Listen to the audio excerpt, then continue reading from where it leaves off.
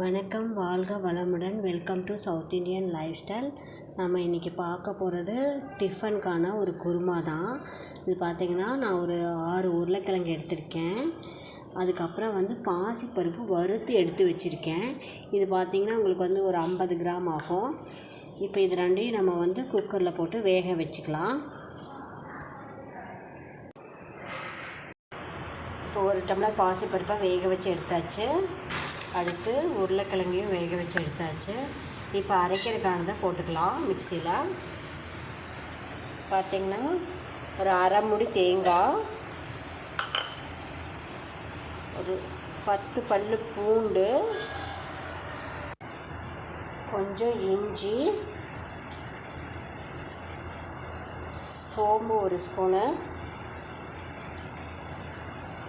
கொஞ்சம் பட்டை,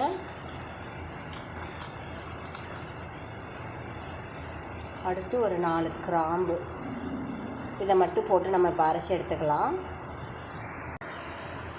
முக்கால்வாசி அரைச்சதுக்கப்புறம் ஒரு 2 ஸ்பூன் பொட்டுக்கடலை போட்டுக்கலாம். இதையும் அரைச்சி எடுத்துக்கலாம். மைய அரைச்சி எடுத்தாச்சு. இப்போ இதை தாளிக்கலாம். பார்த்திங்கன்னா அடுப்பில் ஒரு கடாய் வச்சுட்டு கடாய் சூடானோடனே எண்ணெய் ஊற்றிக்கலாம்.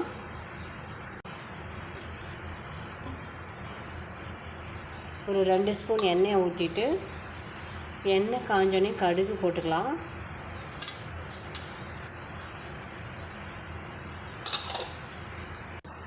கடுகு பொரிஞ்சோனையும் வெங்காயம் போட்டுக்கலாம்.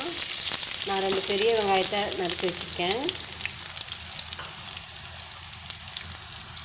அப்புறம் கருவேப்பிலை, அடுத்து பச்சை மிளகா. நான் சின்ன மிளகாயாக இருந்தாட்டி ஒரு 8 மிளகா பொடியை நறுக்கி வச்சுருக்கேன். நீங்கள் பெருசாக இருந்துச்சுன்னா ஒரு 4 மட்டும் போட்டுக்கலாம். இது நல்லா வணங்கட்டும். இப்போ இதுக்கு தேவையான உப்பு போட்டுக்கலாம்.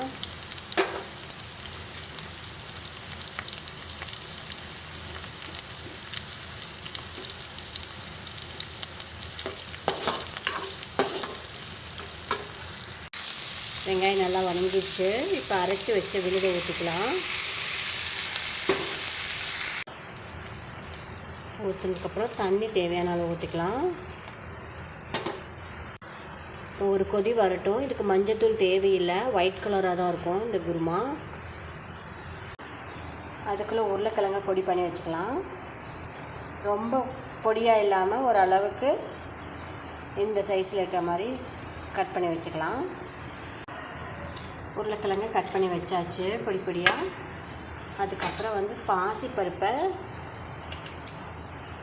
லைட்டாக கடைஞ்சிக்கலாம். இப்போ இதில் உருளைக்கிழங்கு ஆட் பண்ணி ஒரு 2 நிமிஷம் வேக விடலாம்.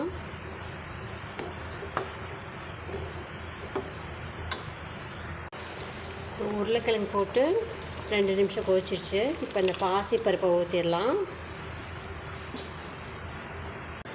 2 நிமிஷம் நல்லா கொதி வந்துடுச்சு. அடுப்பை ஆஃப் பண்ணிடலாம். கொத்தமல்லி தழை போட்டுடலாம். அடுப்பு ஆஃப் பண்ணியாச்சு. இப்போ பார்த்திங்கன்னா இட்லி தோசைக்கு ரொம்ப டேஸ்ட்டாக இருக்கும். நைட் சீக்கிரம் செஞ்சிடலாம். உருளைக்கிழங்கும் பாசிப்பருப்பு வேக வச்சோன்னையும் இதை செஞ்சிடலாம். இட்லி தோசைக்கு செம்ம டேஸ்ட்டாக இருக்கும். இதே மாதிரி வீட்டில் ட்ரை பண்ணி பாருங்கள். பிடிச்சிருந்தா சப்ஸ்கிரைப் பண்ணுங்கள். தேங்க்யூ.